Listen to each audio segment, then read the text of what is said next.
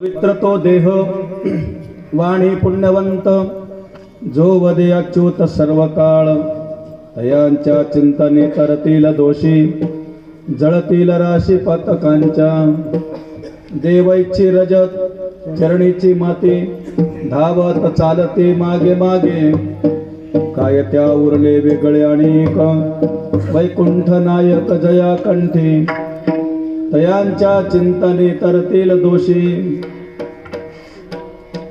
जळतील राशी पातकांच्या तुका म्हणे देव भक्तांचा संगम तेथे ओघ नाम त्रिवेणीचा तयाच्या चिंतने तरतील दोषी जळतील राशी पातकांच्या विठ्ठल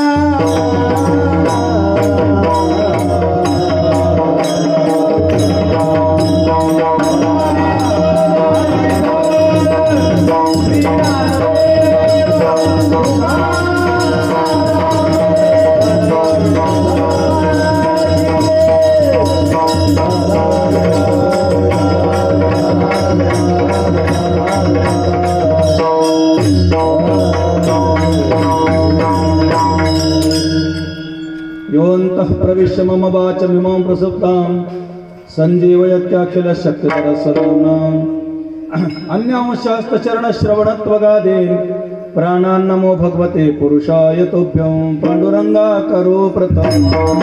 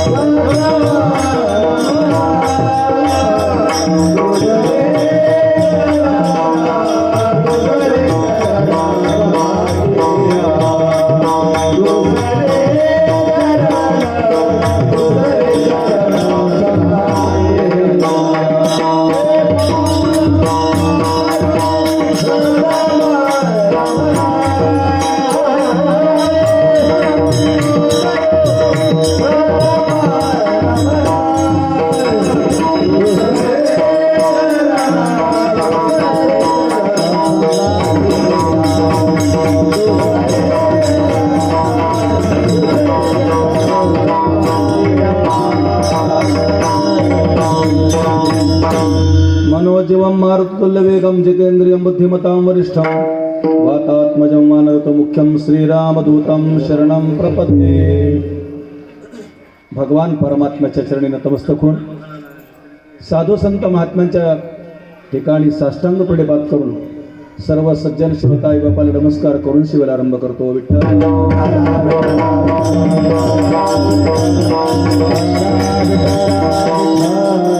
प्रस्तुत प्राप्त प्रसंगी आज भगवान परमात्म्याच्या कीर्तन सेवेसाठी घेतलेला अभंग सर्वांच्या परिचयाचा आहे, पाठाचा असेल नसेल, आणि ज्यांना नित्यनेमानं काकडा करण्याची सवय आहे त्यांना हा अभंग पाठ आहे।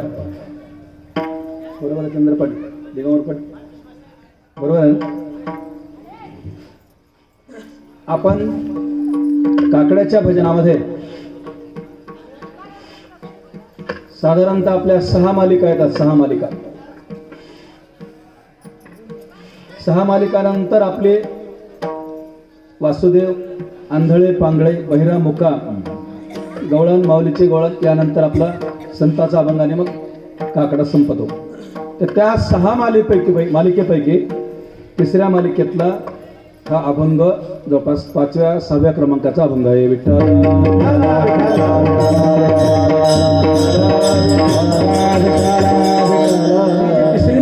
काकड्यातली सबंध भक्तांचं लक्षण वर्णन करणारीच आहे. कारण अभंगा मालिकेची सुरुवात उंच नीच काही नेने भगवंत या अभंगाने सुरुवात होते. आणि ही मालिका कुठं संपते तर बहुता वेळ भक्तांची या काजा बशिकेचे राजा मायबापा या अभंगाने ही मालिका संपते. तर असं या काकड्याच्या भजनातला अभंग आहे. आणि आज जो प्रसंग आहे तो मारुतीरायांच्या शक्तीचं वर्णन करणार आहे. मारुतीराय शक्ती कसं उलट बोलायचं, मारुतीरायाची शक्ती खरा पराक्रम कोणाचा आहे हे दाखवणारा प्रसंग आज घडलेला आहे. की ज्या प्राणप्रिय असा लक्ष्मण बंधू रावणानं सोडलेली शक्ती कोणाकरता सोडली होती, विभीषणाकरता सोडलेली होती.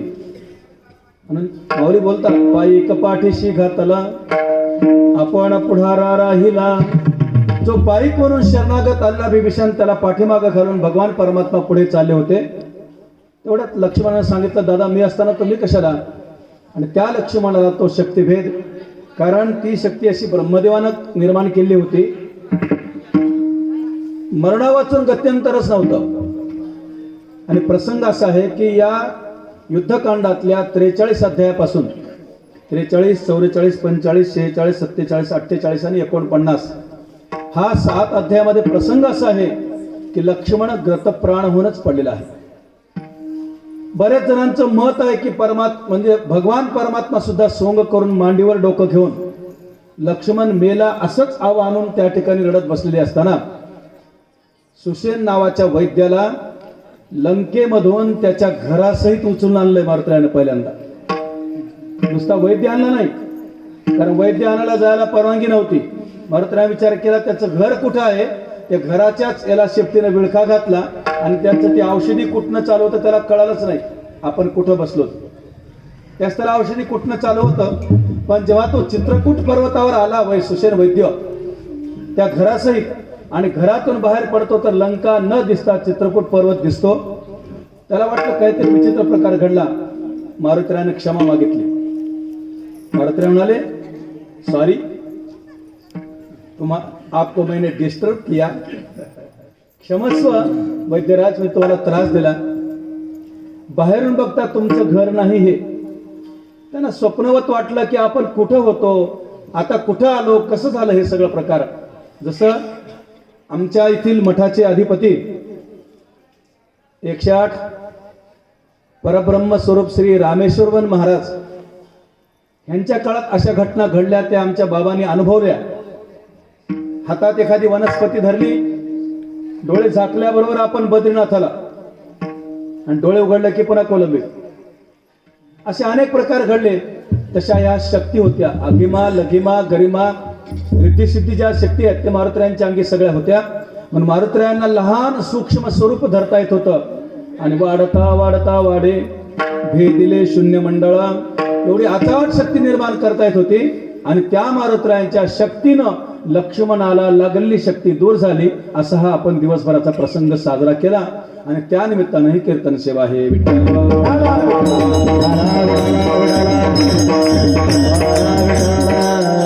आणि या कीर्तन सेवेसाठी निवडलेला जो अभंग आहे संतांचंच वर्णन करणार आहे.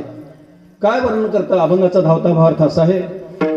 पवित्र तो देह वाणी पुण्यवंत तो शब्दाने व्यावृत्ती केली बरं का. म्हणजे एकच असा कोणीतरी विशिष्ट देह आहे की ज्याची वाणी म्हणजे वाचाही पवित्र आहे. शंका भरपूर आहेत आपल्याला, कारण देहाचं पावित्र्य मुळातच नाही. जन्मल्यापासून मरेपर्यंत पवित्र नाही. मरताना विटाळ आहे, जन्मताना विटाळ आहे. मग देह कसला पवित्र. त्या देहाच्या अंगीभूत असणारी वाणी म्हणजे वाचा. देह जर पवित्र नसेल तर त्या वाणीला धारण करणारा देह तो कुठली वाणी कुठली पवित्र असणार. पण आपण बघू शंका काय काय येतील आणि आपला वेळ किती जाईल. लोक तुम्ही प्रतिसाद कशी देताल. कारण दिवसभर शक्ती प्रसंग ऐकण्याकरता तटस्थ होऊन बसलेले लोक, थोडी थंडीची लाट पण आहे. आणि यामध्ये आपण परत कीर्तन ऐकायचं. मला खात्री आहे की गेल्या वर्षी आम्ही उशिरा आलो तरी पण भरपूर संख्येनं, यावर्षीच संख्या कमी झाली. आम्हाला अगोदर सांगितल्यामुळे काय, गेल्या वर्षी आम्हाला अचानक सांगितलं लोकसंख्या भरपूर होती. भरपूर संख्या होती. एवढं इकडं रिकामं नव्हतं असं. चला वाणी पवित्र आहे आणि त्याचं कारण मीमांसा केली. कशामुळे पवित्र आहे? जो वदे अच्युत सर्व काळ. अच्युत याचा अर्थ जो च्युत होत नाही असा जो परमात्मा आहे त्याची वाणी सदैव बोलत असते. बरं असू द्या, मग तुम्हाला काय फायदा त्याचा? त्या वाणीचा काय फायदा? त्या पवित्रपणाचा तुम्हाला काय फायदा? तर तयांच्या चिंतने तरतील दोषी. त्यांचं चिंतन केल्याबरोबर दोषी तरतात आणि जळतील राशी पातकांच्या. पापाच्या राशीच्या राशी जळून जातात. आता इथे एक शंका आहे, दोषी कोणाला म्हणायचं आणि पापी कोणाला म्हणायचं? दोष आणि पाप याच्यात काय फरक आहे हा विचार आपण बघूया आपल्या वेळेप्रमाणे. परत त्याचा विचार करतात तो कवर आहे. अशा महात्म्यांची आपण इच्छा करतो यात नवल नाही. देवाची रज चरणाच्या रजाच्या मातीची इच्छा करतात म्हणून त्यांच्या माग माग माग नेहमी देव असतो. त्यांचा देव पुढे नसतो. या उलट सांगू का, आपल्या सोबतही देव आहे पण आपल्या पुढे देव आहे. आपण देवाला पकडण्याकरता रात्रंदिवस नाही, अनंत जन्म आपण हिंडालो देवाला पकडण्याकरता. आपल्या देव पुढे आहे आणि तसाच देव अनंत जन्म अवतार घ्यायला या भक्तांना पकडण्याकरता. विठ्ठल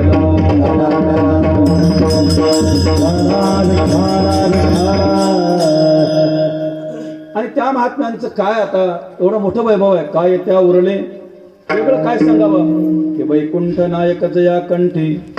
भगवान परमात्मा ज्यांच्या कंठातच स्थापन झाला आहे, कंठात सदोदित आहे. विशेष महिमा काय आवडली तुम्हाला महाराज तुकोबाराय सांगा. तुकोबाराय सांगतात हा त्रिवेणी संगम आहे. तुका म्हणे देव भक्त आणि नाम. तुका म्हणे देव भक्तांचा संगम तेथे ओघ नाम त्रिवेणीचा. देव आणि भक्त नावाच्या दोन नद्या आहेत आणि तिसरी नदी जी वाहते ओघ रूपानं ती नाम नावाची नदी वाहत असते. असं ज्या ठिकाणी आहे त्यालाच भक्त, त्यांचा देह पवित्र, तिथंच देव असतो. आणि ती भक्त देव आणि नाम हे मिळाले की त्रिवेणी संगम होतो. आपण प्रयागराजला स्नान का करतो तर तिथं त्रिवेणी संगम आहे. आणि आपण उत्तराखंड प्रदेशात जर गेला असताल कोणी तर जिथं नद्या मिसळतात तिथं प्रयाग नावाला आहे. रुद्रप्रयाग, सोनप्रयाग, अजून विष्णुप्रयाग, देवप्रयाग, आपण रुद्रप्रयाग मोठा जिल्हा आहे. रुद्रप्रयाग जिल्हा जांबोली नावाचा जिल्हा जिथं आता बर्फवृष्टी झाली. ही जिथं दोन नद्या मिसळतात तिथं प्रयाग नावच झालंय. आणि आपण जेव्हा हरिद्वारवरून त्या केदारनाथ, बद्रीनाथ, गंगोत्री, जमुनोत्रीकडे जायला सुरुवात करतो तिथं प्रत्येक ठिकाणी असे बोर्ड लिहिले आहेत, देवभूमीमध्ये आपले स्वागत आहे. आणि खरंच जाऊन बघा, आपण स्वर्ग काय असतं वेगळा वर्णन करून सांगायची गरज नाही. ज्यांना केदारनाथ, बद्रीनाथ, गंगोत्री, जमुनोत्री पाहता आली सुखरूपपणानं त्याच्यात का धन्य तोच आहे. विठ्ठल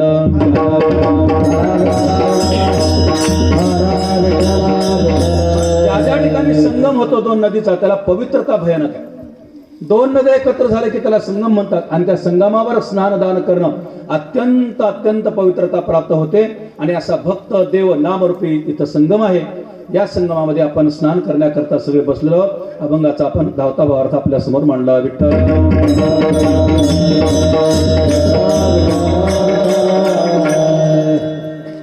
मी शंका आता बोललो होतो, ज्यांचा देह पवित्र नाही, आपला कोणाचाच देह पवित्र नाही महाराज.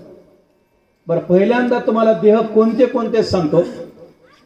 एक पार्थिव देह आहे, दुसरा जलीय देह आहे, तिसरा तेजस देह आहे आणि चौथा वायवी देह आहे. पार्थिव देहामध्ये बोलणारा चालणारा मनुष्य येतो, 4 पायाची जनावर येतात, 6 पायाची ऊ येते, 4 पायाचा हत्ती, उंट वगैरे वगैरे सगळे सगळे पार्थिव देहामध्ये येतात. जेवढे म्हणून 84 लक्ष योनी जेवढे असतात, फक्त एक मासा जर सोडला त्यालाही पार्थिवच म्हणले शास्त्राने. कारण जलीय देह तो नाही. मग दुसरा देह आहे जलीय देह, तो आहे वरुणादिक देवांचा. तिसरा देह आहे तेजस देह, फक्त अग्निदेवाचा देह तेजस आहे. आणि वायवी देह कोणाचा आहे तर स्वर्गाधिक सुख भोगणारे इंद्र, चंद्र, वरुण, कुबेरची, बृहस्पती आदी देव आहेत, त्यांचा सगळ्यांचा देह वायवी आहे. विठ्ठल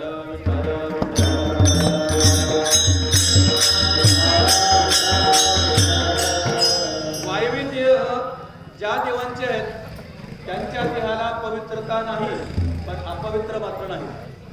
का नाही? तर त्यांचा देह रक्त रेत दुर्गंधीनं भरलेला नाही. त्यानंतर तेजस देह जो आहे तो अग्नीचा आहे, त्यामुळे त्याच्याकडे रक्त रेत दुर्गंधी असा विचार नाही. त्यानंतर वरुणदेह आहे, जलीय देह पाण्यातला वरुणदेवाचा, त्यांच्याकडे रक्तरेत दुर्गंधी वगैरे नाही, म्हणून ते देह फार पवित्रही नाहीत आणि अपवित्रही नाही. आता आपला देह पार्थिव देहाचा जर विचार केला, मनुष्याला धरून सबंध 84 लक्षणीचा विचार जर केला तर सगळेच देह अपवित्र आहेत. हा देह नाशिवंत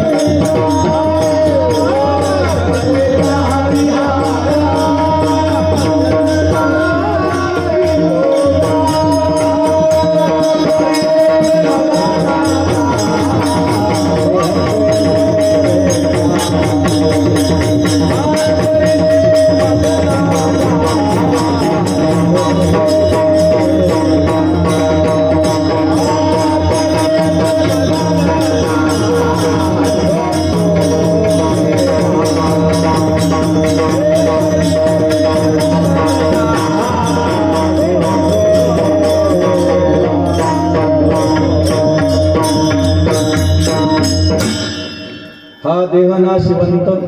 एक मदालसा आपल्या बाळाला उपदेश करते, हा देह नाशिवंत. मळमूत्राचा बांधा, हे देह नाशिवंत आहे. बरं, कशातून निर्माण झाला? मळातून, मूत्रातून निर्माण झाला. वरी चर्म घातले रे कर्म क्रमी कीटकांचा संधा, रव रव दुर्गंधी रे अमंगळतेचा. अमंगळ याचा अर्थ अपवित्र. अपवित्र ते आहे. आईच्या रक्ताच्या विटाळापासून, पुरुषाच्या वीर्यापासून बनणारा, ज्याला इतकी अपवित्रता आहे, जन्मताना गर्भात राहिल्यापासून अपवित्र, जन्मल्यावर त्याचा विटाळ 10 दिवस विटाळ घरात. आता पाळत न पाळत लोक शास्त्राला मागे टाकून पुढे चालले. 5 दिवसाचे 10 दिवस, रात्रीचे दिवसाचे मिळून हे सर्रास चालू झालं. कुठून सांगितलं, कोण सांगितलं, का सांगितलं, काही कल्पना नाही. 10 दिवस देवाची पूजा करता येत नाही. 2 प्रकारचे अशौच आहेत, एक जननाशौच, दुसरं मृताशौच. एक जन्मल्याबरोबर जो विटाळ निर्माण होतो घरात लागाला करता येत नाही. म्हणजे कशामुळं? हा देह अपवित्र असल्यामुळं. आणि मृत्यूच्या नंतर सुद्धा त्याच्या वंशीयांना सुद्धा विटाळ पडत असतो. 1 वर्षभर पर्यंत सूतक असतं घरामध्ये, अपवित्रता म्हणूनच. मग एवढी जर या देहाची अपवित्रता असेल, काय शरीर रोगाचे भांडे, दुखाचे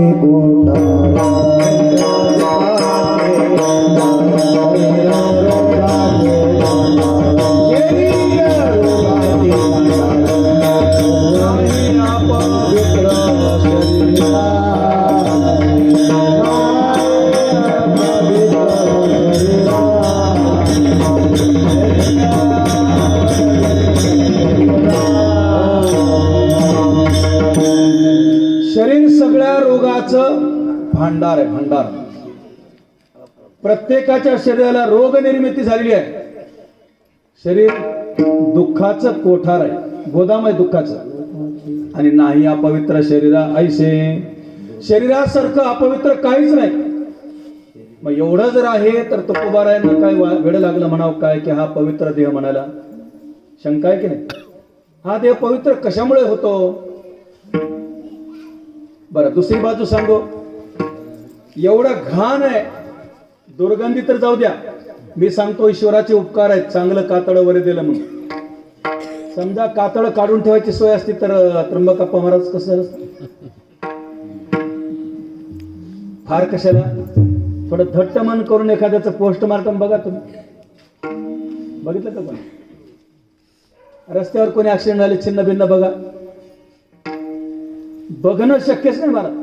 ते कातड आहे म्हणून बरं आहे. इतकी विचित्रता आहे त्या शरीराच्या ठिकाणी. बरं, दुर्गंधी एवढी आहे की एखादा प्रेत मरून पडलं साहजिक आहे, कारण प्राणवायू गेल्यामुळे त्या शरीराला दुर्गंधी येणं साहजिक आहे. पण जिवंत असताना सुद्धा रात्री झोपलेल्या माणसाचं सकाळी उठल्यावर तोंडाचा सुगंधच की, त्यातल्या तंबाखू खाणाऱ्या, बिडी ओढणाऱ्या लोकांचा अतिशय दुर्गंध हो. मग काय एवढं चांगलं आहे म्हणून आज तुकोबाराय वर्णन करतात की पवित्र तो देह.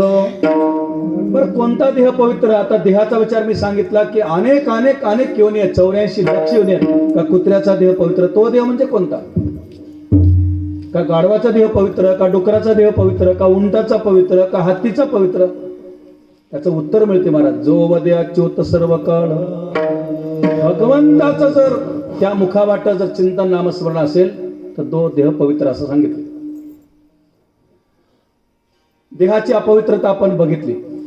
देह विटाळाचं आळ आहे, देह दुःखाचं कोठार आहे, देह रोगाचं भांडार आहे, अपवित्रता भरपूर आहे.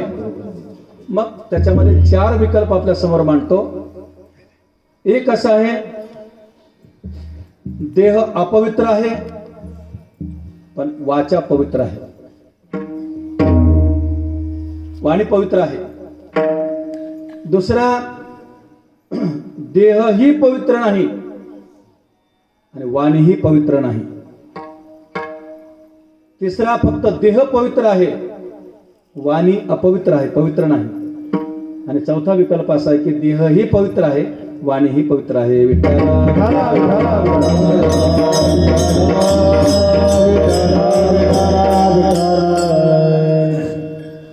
एक गंधमादन नावाचा पर्वत आहे तिकडे उत्तराखंडमध्ये. धर्मराजाच्या यज्ञामध्ये सगळ्यांना सगळी कामं वाटून दिली. दुष्ट असला तरी दुर्योधन जो होता ना, कारण युद्ध व्हायच्या अगोदर यज्ञ झाला होता. दुष्ट असला तरी दुर्योधनाला या यज्ञाच्या सगळा कारभार, आर्थिक बाबतीचा त्याला कारभार दिला होता. दुष्ट कितीदा तरी, कारण भीमाला नदीत टाकून मग विष पाजून मारण्याचा प्रयत्न केला, वाटतं थोडा त्रास दिला. पण देवाने अशी का नियुक्ती करावी? या पांडवाची संपत्ती यज्ञात दान करण्याकरता कोटीचा मालक पण दुर्योधन राहिला. सगळ्याला आश्चर्य वाटलं. म्हणून दुर्योधन दुष्टप्रवृत्त असल्यामुळं यज्ञामध्ये समजा दिगंबर पडला आले, द्या महाराज 5 क्विंटल तांदूळ, त्यांनी 10 देऊन टाकायचे, घेऊन जा 10. त्यांचं म्हणणं की पांडवाचा नाश झाला पाहिजे, यांचं अवकळा झाली पाहिजे, यांची बेइज्जत झाली पाहिजे, असा संकल्प करून दुर्योधन देत होता.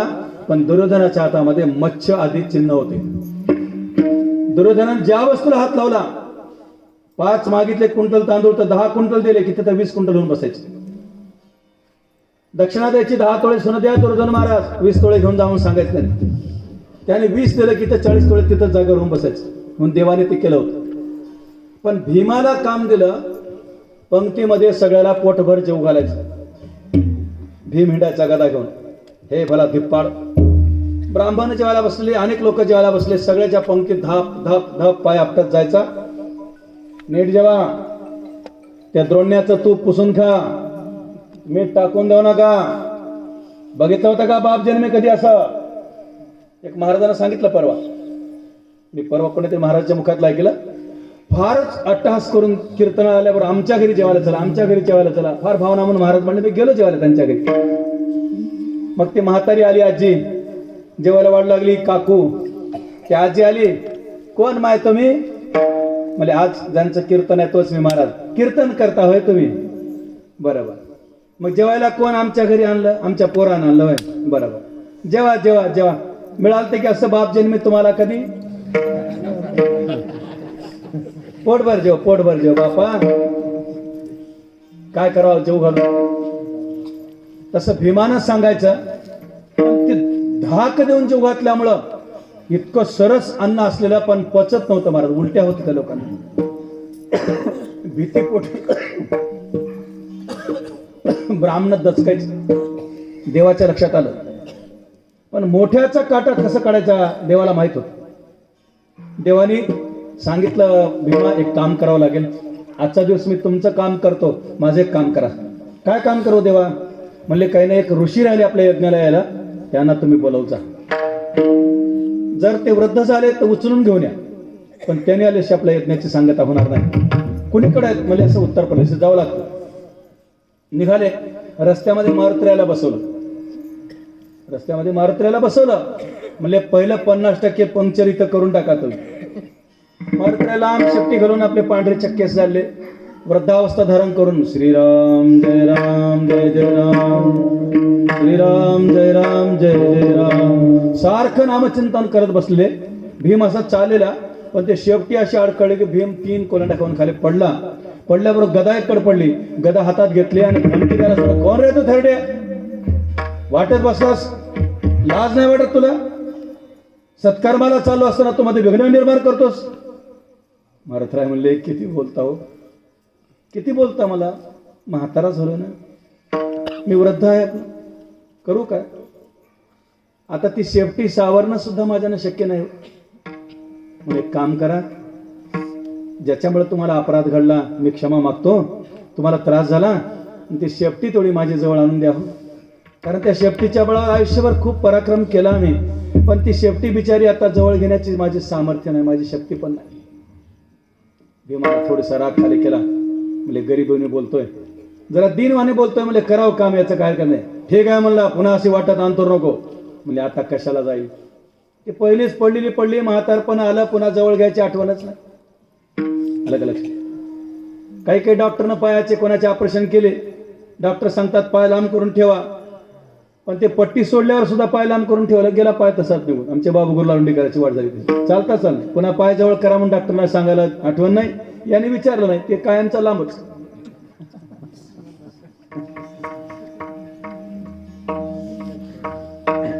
या डॉक्टरची काय विषाद आहे? परत शेपटीमध्ये आणतो नकोस. ठीक आहे जी, क्षमा मागतो, एवढी माझी शेपटी जवळ करून द्या. भीमानं ताकद झाली, त्याला वाटतं किती काम छोटं आहे आपलं. शेपटी खाली हात घातला आणि उचलायचा प्रयत्न केला, उचललं तर नाहीच, पण हात कमीत कमी 50 फूट खाली गेले असतील. जमिनीत ऋतू लागले, सगळा भीम ऋतूला अख्खं. आणि मग भीमाला घाम सुटला आणि भगवंताचा धावा केला. देवा, हे पहिलं विघ्न का निर्माण केलं सांगा? हे कोण आहे व्यक्ती? कळून चुकलं कोणीतरी, हा फार महत्वाकांक्षी व्यक्ती आहे, ज्या अर्थी असं झालंय. आणि मग त्यांना नमस्कार मनोमन घातला.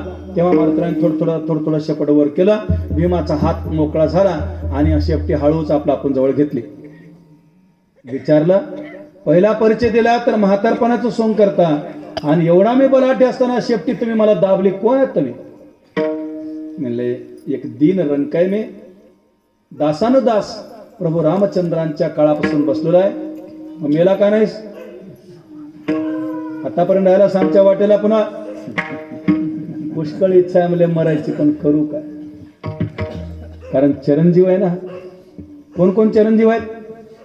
7 लोक चिरंजीव आहेत महाराज. अश्वत्थामा बलिरव्यासो हनुमांश विभीषणः कृपः परशुरामस्य सप्तैते चिरंजीविनः. अश्वत्थामा आहे, बलिराजा आहे, व्यास महर्षी चिरंजीव आहेत, मारुतीराय चिरंजीव आहेत, विभीषण चिरंजीव आहेत, कृपाचार्य चिरंजीव आहेत आणि परशुराम भगवान परमात्मा चिरंजीव आहेत. विठ्ठल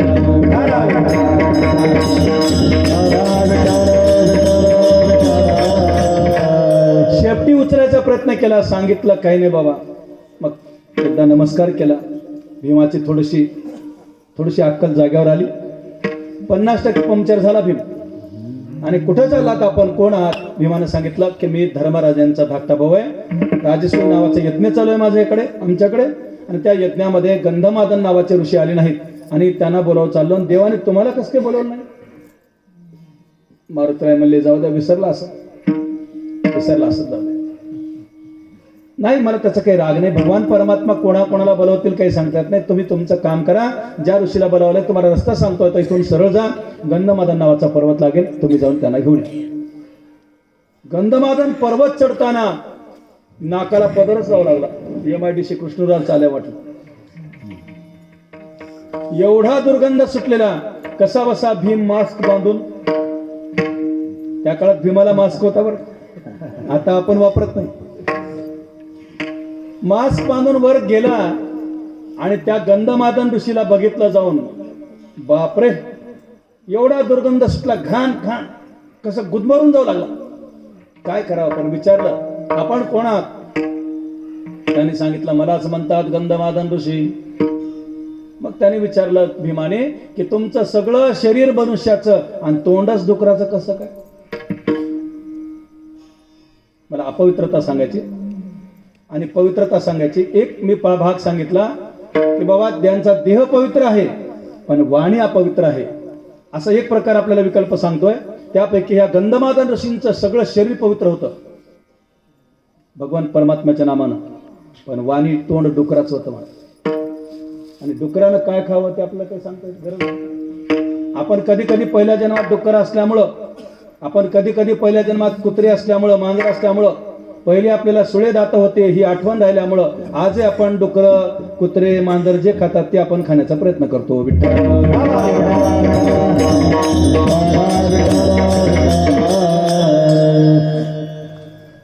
तेव्हा गंधमादन ऋषीला भीमाने प्रश्न केला नमस्कार करून. म्हणजे महाराज तुम्ही ऋषी आहात, इथं तुम्ही आज एवढं ध्यानमग्न आहात की तुमच्या भोवतालचे सगळे तरु पाषाण सुद्धा भगवंताचं नामस्मरण करतात. मला एक खूप आनंद बघायला मिळाला.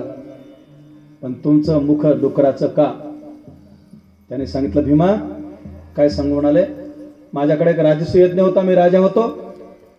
त्या राजसूय यज्ञामध्ये ब्राह्मण आणि इतर लोकांना जेवण्याची व्यवस्था माझ्याकडे होती आणि मी दाब देऊन बोलत होतो, मीठ चाकू नको, प्रोना पुसून खाय. कधी बघितलं होतं का बाप जन्मी? अशी भाषा वापरली हो मी जेवताना वाढताना. आणि त्याच्यामुळे मला काय परिणाम झाला? अन्नदान केल्याचं पुण्य, माझं शरीर पवित्रता, वाणी भगवंताचं नामस्मरण करू लागली, पण तेवढं तोंडावाट गेल्यामुळं माझा पुढचा जन्म मला असा मिळाला की तोंड डुकराचं आणि शरीर मनुष्याचं मिळालं. भीमा, तुमच्याकडे पण राजसूय यज्ञ तुम्ही आमंत्रण द्यायला आलात ना, बघा ना, 10 किलोमीटर पासून तुम्ही नाकाला मास्क बांधलंय, मला नेऊन काय करणार आहात तिथे? दुसरी गोष्ट अशी भीमा की तुमच्याकडे आता ह्या यज्ञामध्ये कुठलं काम आहे? भीमानं काय केलं असेल? आता पायावर लोळणंच घातलं, साष्टांग नमस्कार घातला. आता बोलू नये, आता पुसणे सांगणे नाही, काहीच नाही. तुम्ही पुसू नका, मी सांगत नाही, माझ्याकडे तेच काम आहे, तेच करतो. गंधमादन ऋषीने नमस्कार घातला, त्यांनी यायचं नाही सांगितलं आणि भगवान परमात्म्याकडे येऊन पार साष्टांग नमस्कार घातला आणि भीमानं सांगितलं, देवा तुम्हाला इथं असं काही म्हणलं तर जमत नव्हतं का? मोठ्या माणसाला काय करू? तेव्हा दुसऱ्या दिवशीपासून हा भीम पंक्तीमध्ये म्हणू लागला, स्वस्त होत्यावर विद्यमान शाकपाकेषु पदार्थेषु यद रोचते तद्ग्राह्यम यन्न रोचते तत्याजम जुषध्वम यथा सुखम. महाभारतातले श्लोक आहेत. हे विद्यमान पदार्थ सगळेच आपल्याला वाढलेत, याच्यातलं जे रुचल ते खा बरं का, नाही रुचलं तर खाऊ नका. पाहिजे असेल तर मागून घ्या, पोटभर जेव्हा. बरं येथेच जेव्हा मला तुम्हाला विनंती करायची, तुम्हाला मी क्षमा मागून बघतो, तुम्हाला पाया पडून सांगतो पोटभर जेव्हा. लोक म्हणले काय सरळ झालं, परवा दिवशीपर्यंत कसं होतं ना आज कसं सरळ झालं. देवाने सांगितलं इकडं हे सरळ करायचं काम. भगवान परमात्म्याच्या हातात आहे सरळ. मला दृष्टांत सांगायची काय गरज होती, तर ते भगवान परमात्म्याच्या नामस्मरणाने ऋषित्व मिळालं, परंतु वाणी अपवित्र डुकराची मिळाली. विठ्ठल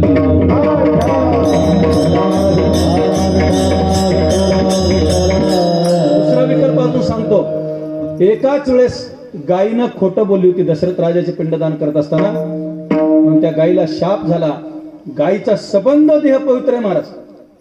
गायीच्या अंगावरून तुम्ही असा हात घासा आणि ते नाका हुंगा, बीपीच्या गोळ्या घ्यायची गरज नाही, एवढं चांगलं तिचं हे आहे. तिचं गोमूत्र पवित्र आहे, शेण पवित्र आहे, शेणानं सारवली जागा अत्यंत पवित्र मांडलेली आहे. तिचं तूप, दूध, दही सगळं पवित्र आहे महाराज, पण तिचं तोंड पवित्र नाही. लक्षात ठेवा, आपण पूजा करतो ते शेपटाची, पायाची, पण तोंडाची पूजा करत नाही, कारण ती विष्ठा खाते म्हणून. विठ्ठल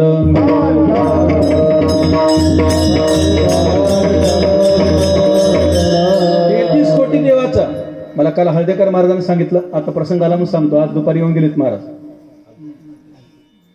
विशुद्धानंदजी ब्रह्मचारी महाराज हळदा संस्थानचं 3 वर्षापासून उत्तर वारसा घेतलेला आहे त्यांनी, उत्तराधिकारी आहेत. दुपारी मला निरोप आला होता, भगवान कोणतरी फोन केला होता ना, कोकरले भगवानने, पोलीस पाटील बोलले होते. 2-4 दिवस त्यांच्या सोबत आहे मी. आमचे महाराज त्र्यंबकप्पा महाराज होते. आज जरा बरं वाटायला मला, बाकी माणसं कमी द्या, पण एक जाणता माणूस कीर्तनकार उभा टाकून द्या आमच्या समोर. आपल्याला परिचय आहे त्यांचा, नसेल तरी सांगतो. आपल्या वैकुंठवासी शंकरप्पा महाराज त्यांच्या पहिलीचे चिरंजीव आहेत नांदगावचे, ते त्र्यंबकप्पा महाराज शिक्षक आहेत मांजरमला आणि उत्तम कीर्तनकार आहेत. मृदंगवादक आहेत, पेटी वादक आहेत, गायन तिथं त्यांचं विद्यालय आहे, शाळा शिकवतात सगळ्यांना. शाळेमध्ये इकडं ज्ञान शिकवतात, इकडं संगीताचं ज्ञान शिकवतात. सदैव गुरुजीपणा शोभण्यासारखा आहे त्यांच्याकडे. विठ्ठल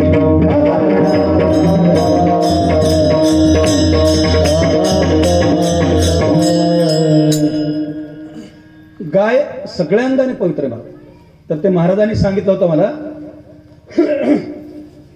आपको गायत्री पुरस्कारण करना है, आप क्या कीजिए, पहिले गाय का प्रबंध कीजिए, गायीचा प्रबंध करा, गाय समोर बाळगायला सुरुवात करा आणि 1 ओंजळभर गहू गायीला खाऊ घाला. ती गाय काय करेल, तशीच गहू संडास तिच्या शेणावाटप पडतील.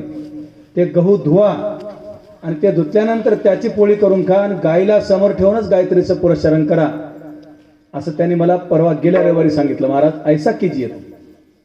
जे गायीचं पावित्र्य सगळ्या अंगाचं आहे. मला सांगायचं असं आहे की तिचं शेण पवित्र आहे, विष्ठा पवित्र आहे, तिचं मूत्र पवित्र आहे, सगळं पवित्र आहे, पण मुख मात्र अपवित्र आहे महाराज. विठ्ठल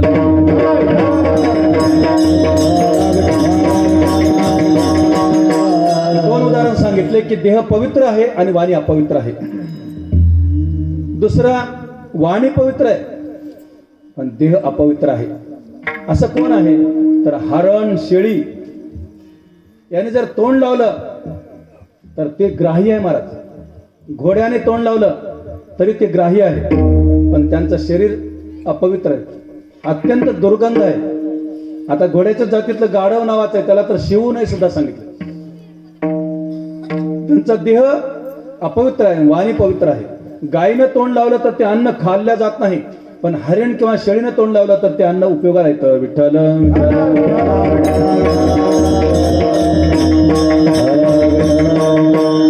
तिसरी एक जात आहे, एक म्हणल्यापेक्षा अनेक योनी असे आहेत की त्यांचा देहही पवित्र नाही आणि वाणीही पवित्र नाही. त्याच्यामध्ये कुत्रा आला, मांजर आलं, त्यानंतर डुक्कर आलं, ही सगळी हिंस्त्र पशु आहेत ना, त्यांचा देह पवित्र नाही. कुत्र्यानं स्पर्श केला जर अन्नाला तर महाराज अन्न खाल्लं जात नाही. आता कुत्र्याला सोबत ताटात घेऊन तोंडाला लावतो. भारी भारीचे कुत्रे गाडीमध्ये बसून नेतात. ते मालकाचं पहिल्यांदा तोंड चाटते, त्याच्यापेक्षा मालकाचं माउथवॉश होत नाही. माउथवॉश त्यानं ब्रशिंग करावं लागतं कुत्र्यानं. इतकं अपवित्र आहे ते. त्याचा एक केस झडती देव अंगावर केस पडला तर स्नान करावं असं शास्त्रानं सांगितलं. म्हणून देह असा आहे की जे पवित्र, वाणी वाचाही पवित्र नाही आणि देह पवित्र नाही. त्या तद्वत आपण मानव जन्माला आलो, नुसतं खातो पितो आणि झोपतो, परमात्म्याचं नामस्मरण करतच नाही, कधीच नाही, तर तोही देह अपवित्र आहे, त्याची वाणी सुद्धा अपवित्र आहे.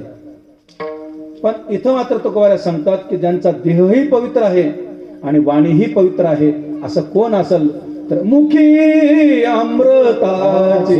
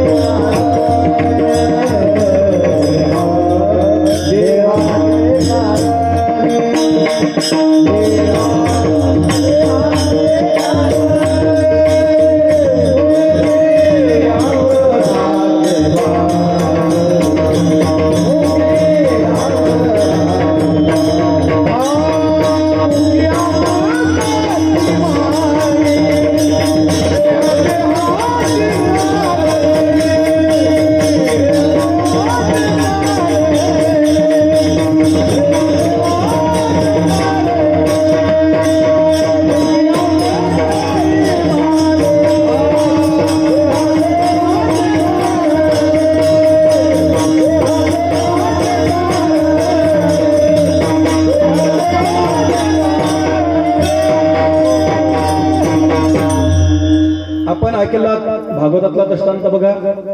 दक्ष प्रजापती राजा, त्यांना 7 कन्या, त्यापैकी एक सती नावाची भगवान शंकराला दिलेली. आणि त्या भगवान शंकराला दिल्यानंतर गंमत कशी की हा राजा आला म्हणून ऋषी लोक, बाकीचे देव लोक उठून स्वागत केले, पण भगवान शंकर उठले नाही. आणि उठले नसल्यामुळे हा सासरा जावाई कसा उठला नाही असा राग येऊन आपल्या घरी यज्ञ ठरला आणि त्या यज्ञाचं आमंत्रण भगवान शंकराला स्थान दिलं नाही.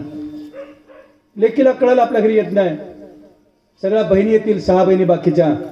हिची ओढ लागली सतीची, आणि ओढ लागल्यानंतर आपण बिना बोलावता जायला हरकत नाही असं तिला वाटल्यामुळं ती भगवान शंकराकडे जाते. का हो, माझ्या बाबाकडे यज्ञाचं आयोजन आहे, सगळेजण चाललेले आहेत, आपण कामून जात नाहीत. भगवान शंकरांनी सांगितलं की काही गोष्टी काही ठिकाणी बिना बोलावताही जावं. तुका म्हणे जवळी नपाचारिता जावे, संत संग भावे रेखावया, चरणी रेखावया. संतांकडे जायचंय न बोलावता जावं, पण पाहुण्याच्या घरी जायचंय तर बोलावल्याशिवाय जाऊ नये. पण सासरवाडी आहे माझी, पण माझे बाप आहेत ना, त्याला काय करता, ते म्हणले तू जाऊ शकतेस, पण मला आमंत्रण नाही तर मी येऊ शकणार नाही. म्हणजे काही असो, मी म्हणाले ना, मी बापाची लेक आहे त्यांची, मी सांगेन त्यांना. आणि शंकराला सांगितलं, बळजबरी घेऊन निघाली. भगवान शंकर सांगतात माझं काही नुकसान होणार नाही, पण तुला सहन होणार नाही, पुढं काय होईल तुझं तो बघ. भगवान शंकर गेल्यानंतर अपमान झाला, कोणी पुसलं नाही, कोणी बहिणी विचारायचं नाही तिला. आणि अपमान झाल्यानंतर ते नंदीगणाला, आमच्या मरुदगणाला, भगवान परमात्मांचे सगळे जे किंकर आहेत त्यांना सहन झालं नाही. अपमान झाल्या ठिकाणी युद्धाला सुरुवात झाली. दक्ष प्रतिपती राजाबरोबर युद्ध सुरुवात झालं. सतीनं हा सगळा प्रकार बघितला, कुंडात आपली आहुती दिली, आणि त्यानंतर हे सगळे भैरव सगळ्यांनी युद्ध करून त्या दक्ष राजाचं शिर उडवलं. यज्ञ थांबला. यज्ञ थांबल्यानंतर भगवान शंकराला सगळे शरण गेले. भगवान शंकर दयाळू असल्यामुळे क्षमा केली आणि सांगितलं यज्ञाचं पुढे कार्यभाग चालवा. काय करावं म्हणून त्या ठिकाणी एक बोकड आणलेलं होतं यज्ञात टाकण्याकरता. त्या बोकडालाच तिथं मुख म्हणून दक्ष प्रजापती राजाला बसवलं आणि सबंध देह माणसाचा पण शरीर तोंड मात्र बोकडाचं बसवलं. त्या दिवशी भगवान शंकराची कृपा झाल्यामुळं सगळं शरीर अपवित्र पण मुख मात्र बोकडाचं पवित्र. विठ्ठल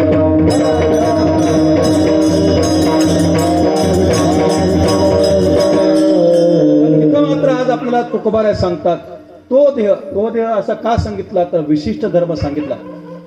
आपण बघून आलो अनेक शरीराचा विचार केला की कोणतंही शरीर पवित्र नाही, कोणाची वाणी पवित्र नाही, कोणतं शरीरही पवित्र नाही. असा सगळा प्रकार बघितला असताना जर मनुष्यरूपी देह धारण करून आणि त्याचा देह पवित्र आणि त्याची वाणी पवित्र म्हणत असतील तर याला कारण काय असावं हा विचार आपला करावा लागेल. विठ्ठल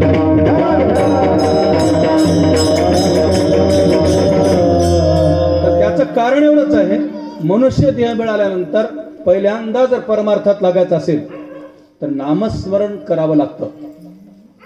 नामस्मरण करण्याकरता पहिल्यांदा श्रवण करावं लागतं महाराज.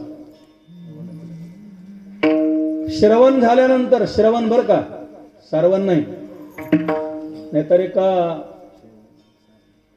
शुद्ध भाषेमध्ये सांगितलंय का महाराजांनी, गावात जाऊन लोकांना सांगा बाबा महाराज आलेत, महाराजांनी आता पुराण सोडलंय आणि सगळ्याला श्रवण करायला या म्हणा.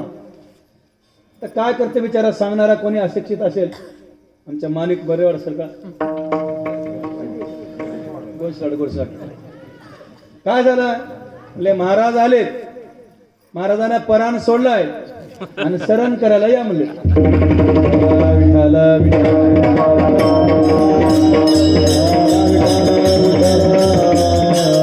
अपभ्रंश करून महाराजांनी पुराण सोडलंय, श्रवण करायला या म्हणले, शुद्ध भाषा जमली नाही, महाराजांना पराण सोडलाय, शरण करायला या म्हणले. श्रवण करणं याचा अर्थ काय, एकाग्र चित्तानं वक्त्याच्या मुखातून निघाली जी अक्षर आहेत ती प्रत्येक कानातून आपल्या अंतःकरणापर्यंत पोहोचवणं याला म्हणतात श्रवण.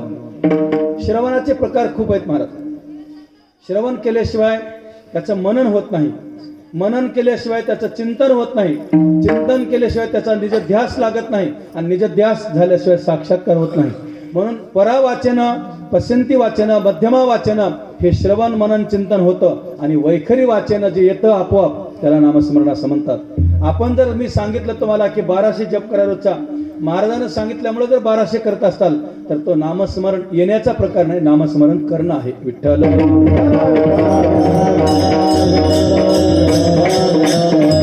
आता मी जर म्हणलं तुम्हाला पुंडलिक वरदा म्हणा की काय, हे नामचिंतन नामघोष करणं आहे. हे तुमच्या मुखातून आपोआप येणं नाही आणि आपोआप येण्याकरता जी सामर्थ्य लागते त्याला नाटाच्या अभंगात बोललेलं आहे. तिळे तिळे पुण्य साचा पडे तरी हे बहुता जन्मी जोडे, नाम तुझे वाचेसे आतुडे, समागम घडे संतांचा. आतुडे याचा अर्थ आपणहून आलं नामस्मरण. ज्याचं नामस्मरण आपणहून येतं त्याचाच देह पवित्र होतो. विठ्ठल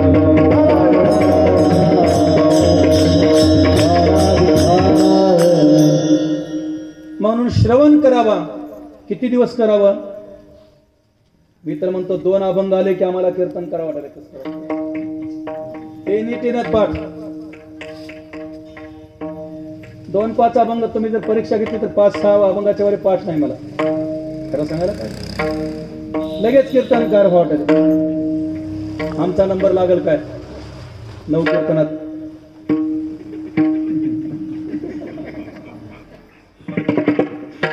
काय किती पुढे गेली धावत, तिथं उंटाला उतार मिळणार, तिथे शेळीने विचारली दादा पाणी किती, बघायलाच ना मला नाक बुडाले माझं. फार फार धावत चालले हो. काही येऊन लगेच सुरुवातच. श्रवण करण्याची पद्धत आहे महाराज. अनंत जन्म श्रवण करावं. आता परवा आमचे गुरु महाराज सांगितले की या हरी महाराजाच्या उत्सवामध्ये कितीही कमी ज्ञानाचा कीर्तनकार उभा टाकला तर सद्गुरू धुंडा महाराज आणि एकनाथ महाराज देगलूरकर दोघे ऐकायला बसायचे. म्हणून लोकांनी विचारायचं महाराज तुम्हाला ऐकण्यासारखं काय विशेष. त्यांनी सांगायचं त्याने बोलले चिंतन चांगलं तर आम्हाला आनंद मिळेल, नाही बोलले तर माझ्या तुकोबा राहायचे, नामदेव राहायचे, ज्ञानोबा राहायचे प्रमाण ज्ञानेश्वरी घेतील ना मुखावट तेवढं आमच्या कानावर पडेल ना. तेवढे आमचे कान तृप्त होतील. ही ज्याला भूक आहे त्याला म्हणावं खरा श्रोता विठ्ठल.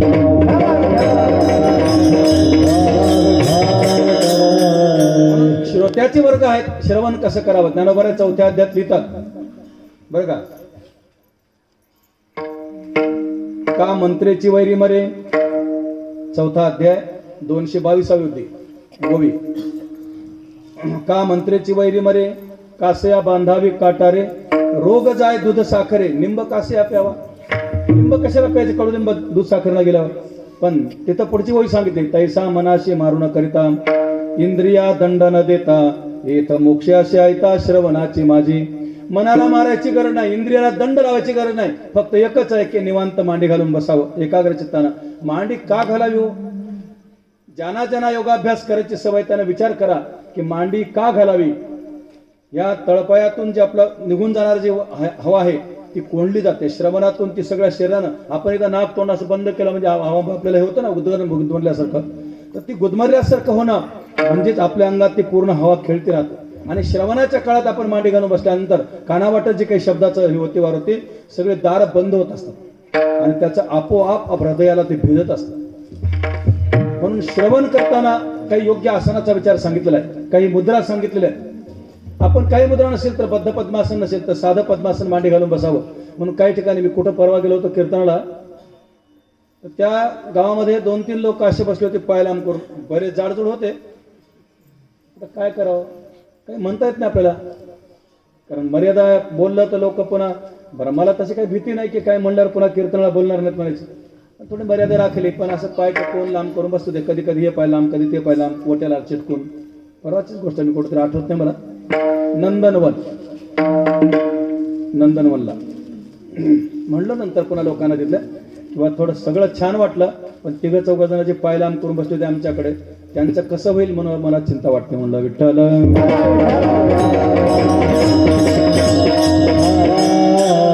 असो. म्हणून श्रवण करावं लागतं. श्रोत्याचे वर्ग सांगितलेत आपण भागवतामध्ये. एक अवर श्रोता एक प्रवर श्रोता. अवर श्रोत्यामध्ये म्हणजे उच्च प्रतीचे जातीचे श्रोते त्याला हंस बक चातक मीनहा असं त्याचे वर्ग सांगितलेत. हंस रूपानं श्रोता श्रवण करणारा, बगळ्याच्या रूपानं श्रवण करणारा, चातक रूपानं श्रवण करणारा आणि मीन रूपानं श्रवण करणारा. तर ते हंस रूपी कसं आहे दूध आणि पाणी मिसळून जर दिलं तर तो का पाणी टाकलं म्हणत नाही, आपलं आपलं दूध घेतो पाणी सोडून देतो. तसा हा श्रोता असतो विचार करतो की वक्त्यानं काही भाषा बोलू द्या. चिंतनाचा जो काही विषय तो आपला आपला गुणग्रहण करतो आणि बाकीचा विषय अवांतर विषय जर असेल तो विषय त्याज्य करतो. त्यानंतर बकश्रोता जो आहे तो डोळे लावून बसला असतो. आम्हाला वाटलं श्रोते झोपल्यावर कोणाला सांगावं असं बसतात खाली मान घालून. तो फक्त आपलं श्रवणेंद्रिय असं एकाग्र करतो की त्याला जी गोष्ट आवडते ते मान डोलवतो. आवडली नाही शांत बसतो. त्याला बकश्रोता असं म्हणतात. तिसरा चातक श्रोता सांगितलाय उच्च श्रोत्यामध्ये. तो वर असं आकाशाकडेच बघतो महाराज. वरचं पडलेलं एक थेंबच पाणी पण आपले तहान भागवतो. तसा श्रोता टकमक टकमक वक्त्याकडे बघतो. त्याला आवडलं चिंतन तर तोही मान हलवतो. आणि सगळ्यात जर श्रेष्ठ श्रोता असेल त्याचं नाव आहे मीन श्रोता. मीन श्रोता म्हणजे मासळीसारखा पाण्याच्या वर भक्ष्यावरून तोंड काढणारा आणि भक्ष्य जर निसटलं तर खाली रसातळापर्यंत जाऊन ते भक्ष्याचा शोध लावून तो खाणारा. तसा श्रोता जे आपण श्रवण केले त्याचं मनन चिंतन ध्यास करून जो करतो त्याला मीन श्रोता असं म्हणतात. असा उत्तम श्रोता असावा लागतो. आणि त्या श्रवणेंद्रियाने श्रवण केल्यानंतर त्याच्या मुखावाट आपोआप जे येतं नामस्मरण त्याला त्या नामस्मरणाचं फळ मिळतं आणि त्या नामस्मरणामुळे देहाला पवित्रता येते. असा जो कोणी असेल तो फार दुर्मिळ आहे. महाराज पहिल्या चरणात बोलतात पवित्र तो देह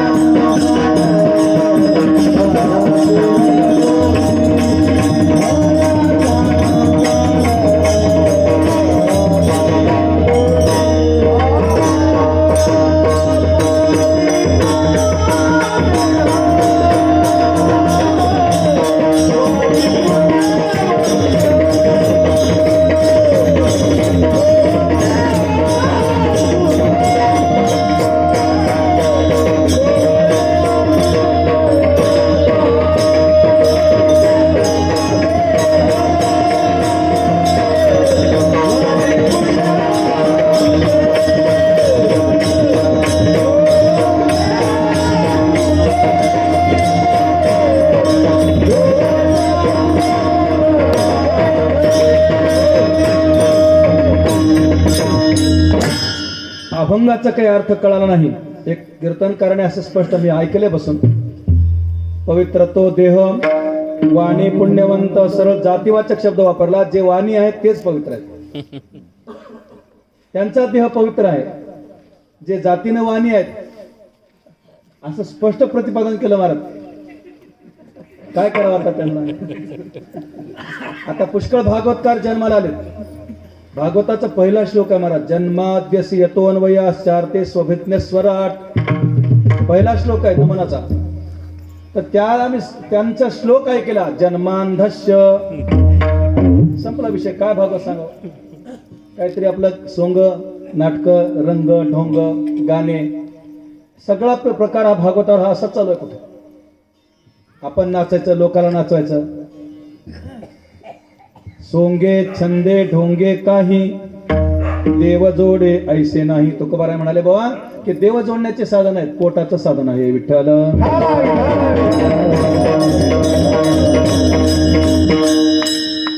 वाणी पवित्र याचा अर्थ वाचा पवित्र. कशामुळे पवित्र मग ती वाचा? तुका म्हणे वाचा वाहिली अनंत, बोलायाचे आता काम नाही. ही वाणी भगवंताला समर्पिली वाणी. भगवान परमात्म्याला ही वाणी समर्पण केली आणि समर्पण केल्यामुळं त्या भगवान परमात्मा त्या वाणीचा सांभाळ करतो, वाचेचा सांभाळ करतो आणि परमात्म्याच्या नामा वाचून दुसरं काही नाही. माझे माझ झाले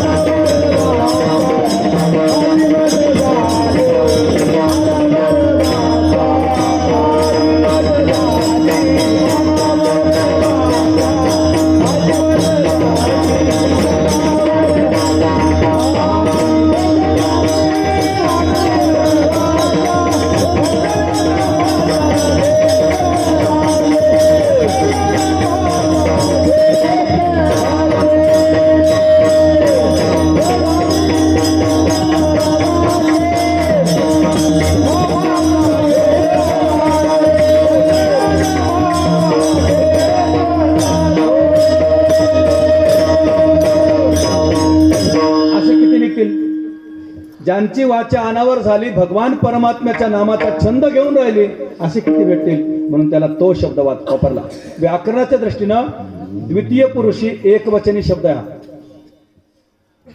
एकवचनी प्रथम पुरुष शब्द असेल तर त्याला मी म्हणतात. शुद्ध मराठीत बोलायचं म्हणजे आय म्हणतात, आय. आणि शुद्ध मराठीत द्वितीय वचनी किंवा तृतीय वचनी बहुवचनी शब्द तृतीय पुरुषी द्वितीय पुरुषी दॅट किंवा इट न चालतं. म्हणून मराठीमध्ये तो शब्द घातला म्हणजे याचा अर्थ विशिष्ट स्वरूपाचा विचार सांगितला की असं कोणी भेटत नाही ज्यांची वाचा. म्हणून देहाला पवित्रता येण्याचं कारण काय तर ह्या मी आता जे प्रमाण घेऊन गेलो की नाही, मुखी अमृताची वाणी, देह देवाचे कारणी, ज्याचा देह देवाशिवाय दुसरं काहीच करत नाही, पण देहाला पवित्रता. बरं का?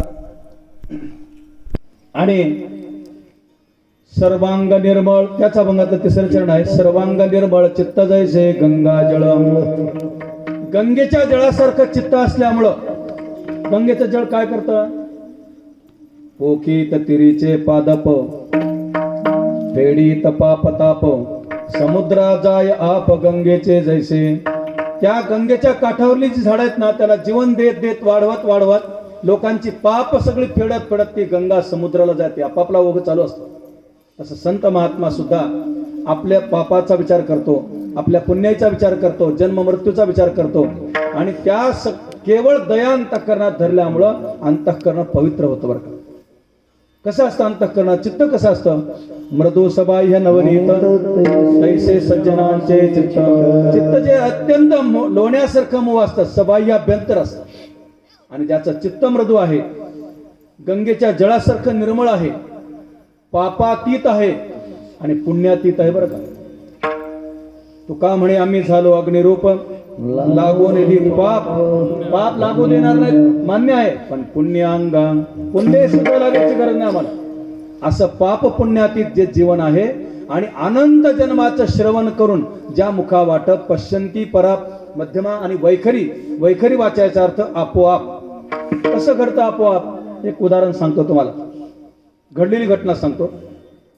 मी पुराणातलं सांगत नाही, अर्जुनाचा विषय सांगत नाही. इथं खिलोरकर भाऊ म्हणून शिराडोनला यायचे, जातीनं वाणीचे होते, पण त्यांचं जीवन मात्र राममय होतं. राम सारखं श्रीराम जय राम जय जय राम. रामायणाचा ग्रंथ सोबत ठेवायचा, अतिशय पवित्र जीवन. आणि कोणी भेटला की डोळ्यावाटत सारखे अश्रू गळायचे आणि सांगा हो, दुष्ट रावण माझ्या मातोश्री सीता मातोश्रीला कधी सोडेल सांगा हो. कधी रावण होऊन गेला काही नाही, पण त्यांच्या डोक्यात तोच विचार होता की माझ्या मातोश्रीला सोडेल की नाही, माझ्या आईचा वनवास संपेल की नाही हो सांगा हो, माझ्या रामप्रभूची आई कधी मोकळी होईल. आणि ते आले मारतळ्याला, मारतळेकर मामाच्या गावाला. रामनवमीच्या उत्सवात आले. कीर्तन असायचं गुरुवारी वैकुंठवासी रंगनाथ महाराज कवठेकरांचं. रंगनाथ महाराजाला नाचवणारे आमचे लचराम गुरुजी होते. मृदंग वाजू लागले त्याने की रंगनाथ महाराज उड्या मारायचे, हा लचराम आज असं म्हणायचं. किती महाराजाला वाजवलं की महाराजांची कीर्तन. जुनी लोक होती महाराज बरं काय.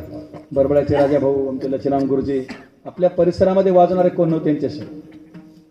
आज एवढे थकलेले आहेत, त्यांचं 80-82 वर्ष वय असलं, सेवानिवृत्त होऊन बरेच दिवस झाले त्यांना, पण ते भजनाच्या आनंदामध्ये उभं टाकतात. तेव्हा ते खिलोरकर भाऊ आले. कीर्तनाच्या वेळेला त्याने एक मागणी मागितली मामाकडे, मामा मला थोडा पहाऱ्याचा विना घेऊ द्या. त्यांनी सांगितलं भाऊ, खिलोरकर भाऊ नाही असं नका करू, तुम्ही समोर बसा ऐकायला, कीर्तन ऐकायला. नाही ते हाताला पेटले, मला विना घ्यायचाच आहे. बरं म्हणाले असं आहे, आत्ताच्या आत्ता 6 ते 9 घ्या, हरिपाठ झालाय. नाही म्हणाले घेणार नाही. पुन्हा दुसरा प्रस्ताव मामाने मांडला की बाबा 9 ते 12 कीर्तन चालू असताना घ्या. ते म्हणजे तेव्हाही घेणार नाही, माझं कीर्तन श्रवण होणार नाही त्यावेळेस. रात्री 12 ते 3चा 12 घेतो, कारण त्यावेळेस लोक कंटाळतात आणि विठोबाच्या गळ्यातच येऊन अडकतात. घेतोस तुला हा विठोबाच्या गळ्यातच, नाही तर 12 वाजता माईक ओरडतात, 12 ते 3चे पारे करी, जित्त असल तित्तन या.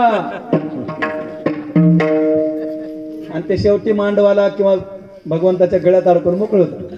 त्याने सांगितलं मीच याच वेळचा विना घेतो. आता हट्टाला पेटल्यामुळे मामांचा काही उपाय चालला नाही.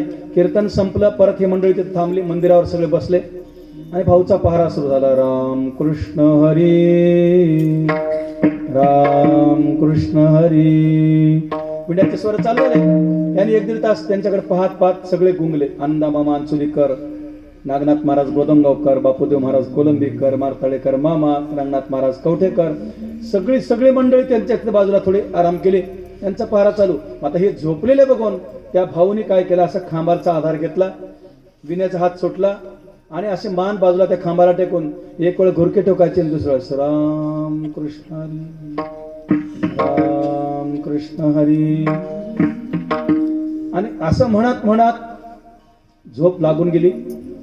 भजन चालू. पहिल्यांदा जागाला नागनाथ महाराज गोदमगावकरला.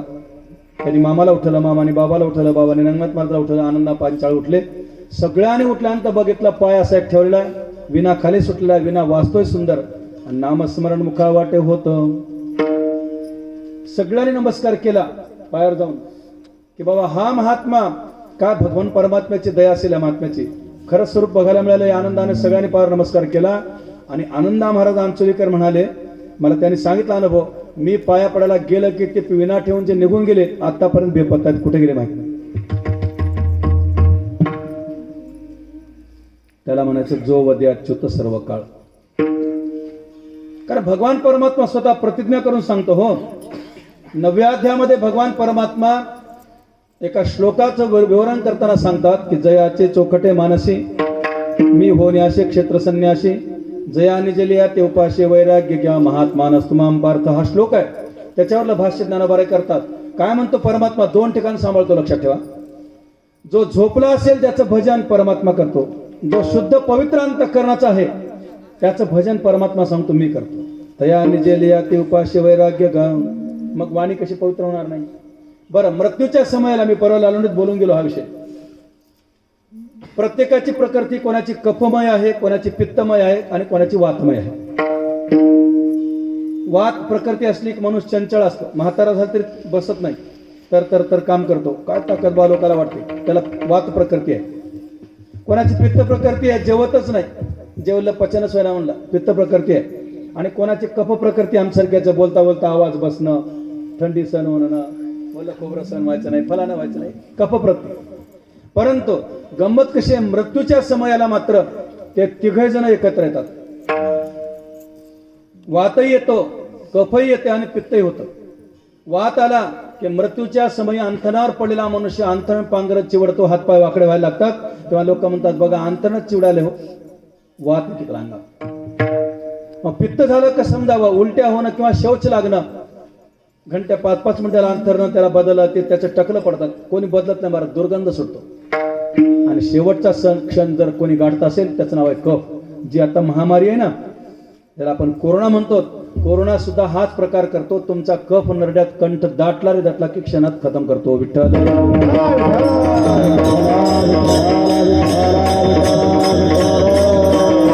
सुरुवात सर्दीपासून, खोकल्यापासून ही सुरुवात होते आणि कंठशोष झाला, बोलता येणार गेलं, आवाज बसला, समजावं की डॉक्टर आता दुसरा इलाजच नाही, तुम्हाला कोरोनाच म्हणतात पॉझिटिव्ह. म्हणून लोक रात्रंदिवस सुंठ मिऱ्याचा काढा करू करू प्यालेत, तोंड भाजून गेलेत, लवंगा खाऊन सुंठ खाऊन, गरम पाणी. प्रत्येकाला एवढं मृत्यूचं भय पडलंय. मग मी का बोलतो? मग आता हा मनुष्य भक्त असेल, हा मरणारा जर देवाचा भक्त असेल, नामधारक असेल, तर याच्या नामस्मरणाची सोय काय? बरं का, नामस्मरणाची सोय काय? कारण याचं आयुष्यभर नामस्मरण आहे, देवाला आवडणार आहे. मग परमात्मा तिथे सांगतो, काय सांगतो? विठ्ठल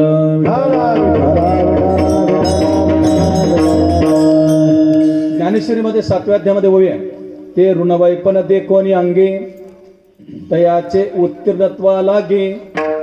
बरं का, आणि भक्तांची तनुत्यागे परिचर्या मी करी. मी त्याचं ऋण फेडण्याकरता, त्याच्या ऋणातून उत्तीर्ण होण्याकरता भगवान सांगतो, त्याला जर कफ दाटला असेल तर त्याचं नामस्मरण मी अंतःकरणातून करतो. मग मला सांगा त्याची वाणी अपवित्र कशी राहील आणि देह अपवित्र राहील कसा? ज्याची वाणी सदा भगवंताचं परमात्म्याचं नाव घेते.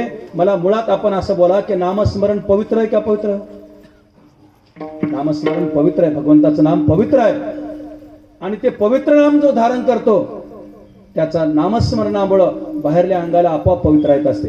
म्हणून दर्शने प्रशस्ती ठाव पुण्यपुरुष, ज्यांचं दर्शन घेतल्याबरोबर आपल्याला अंतःकरणाला आनंद निर्माण होतो, असा जर कोणी भेटला तर त्याची वाणीही पवित्र आणि त्याचं शरीरही पवित्र. म्हणून पवित्र तो देह.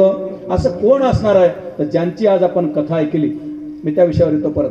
ज्यांच्या संबंधानं आज दिवसभर आपण गुणगान गायलं की हनुमंत, अंजनी सूत, पवन सूत, हनुमान निरंतर रात्रंदिवस भगवंताचं चिंतन करत असते.